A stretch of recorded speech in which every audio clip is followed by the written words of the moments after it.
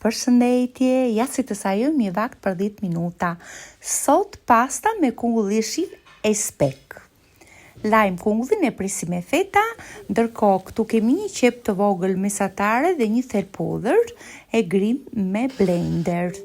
100 gram spek, edhe spekun e hedhim në blender për shpejtësi, e hedhim në një tigan me vaj ullire dhe e skuqim.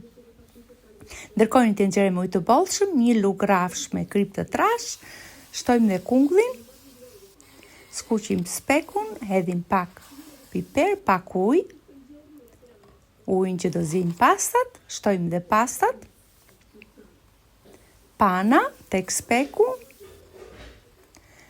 pastat e përfundojmë zjerjen tek tigani. Ky është rezultati, dolën vërtet shumë të shijshme. Në familje më pëlqyen shumë, thjesht dhe shijshëm. Pak djath parmixhan, e kur thot Eli ç'a ta hash me sy. Ju uroj gjithë të mira dhe mirupafshim.